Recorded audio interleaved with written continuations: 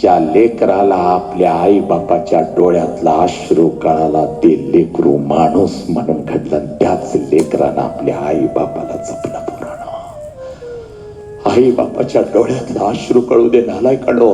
तुमच्यासाठी संडास साफ केली, तुमच्यासाठी झाडलोट केली, साला स्वतः उपाशी राहिले, पण आपल्या पोराला वाघासारखं जपलं. त्या आईच्या नरडीचा खोट आणि त्या बापाच्या नरडीचा खोट घेऊ नका नालायकांनो. आणि ऐक, थांबतो इथं, पण थांबत असताना या सोन्यासारख्या बापाला कधी बघायचं पोरानो? शाळेची फी भरायला येतो आणि हातात मोबाईल आणून ठेवतो आणि 100ची नोट मागितल्यानंतर हळूच 500 रुपये देतो. त्या बापाला बघायचं नाही.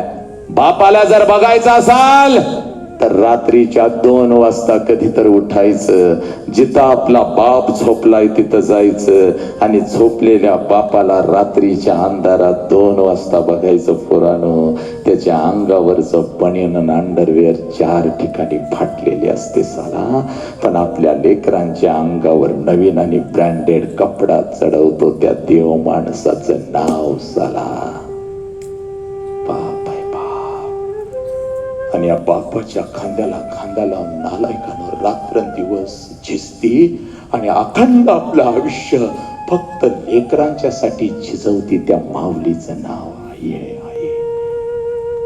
नालायक 21व्या शतकामध्ये विज्ञान युगात जन्माला आला आणि आई बापाला, या राष्ट्राच्या मातीला आणि शिक्षकांना वेड्यात काढू लागला तुम्ही. नालायक.